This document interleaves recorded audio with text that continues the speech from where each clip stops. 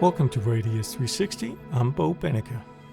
In this tutorial, I'm briefly going to go over the settings for a synced 2-camera day to night time lapse.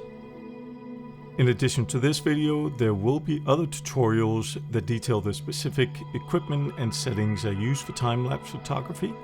So if you find this tutorial useful, please subscribe. Now, let's go over the equipment used and the initial settings. The cameras we're using today is a full-frame Sony a7 IV and a crop sensor Canon 77D. It doesn't really matter whether it's full-frame or crop sensor, you can mix and match as you like. The important thing is that we're using two different focal lengths on each camera.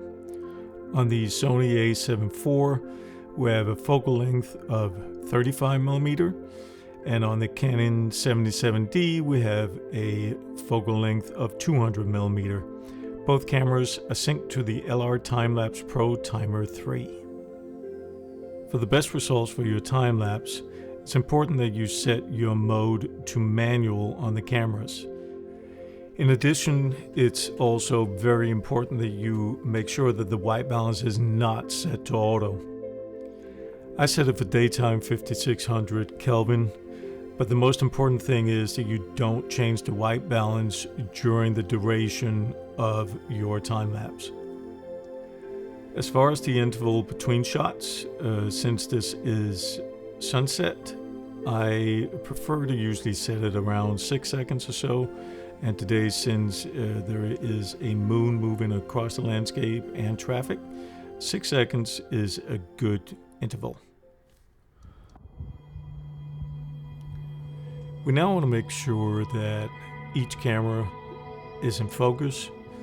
In addition to that, once you are in focus, make sure that your lenses are not set to autofocus, but to manual focus, so you don't get any kind of focus drifting during your time lapse.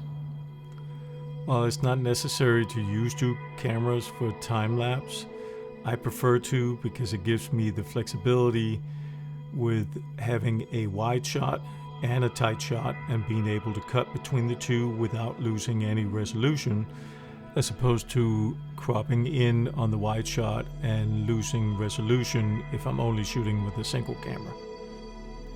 For the day to night portion of the time lapse, we're going to deploy exposure ramping as the light decreases from day to night. Since both cameras have really good sensors, the only settings that we're going to change during the time lapse is the shutter speed. One of the challenges for day to night time lapse, and especially at night, are the lights on the buildings. And if you raise your ISO and you also have a really long shutter speed, you tend to blow out the whites. And I prefer to underexpose a little bit and raise the darks afterwards in post.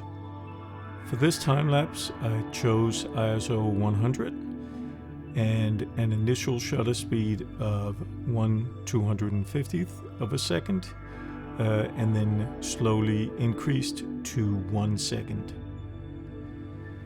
Well, that's it for this tutorial. If you enjoyed it, please subscribe and let me know what you think in the comments, and enjoy the final result coming up.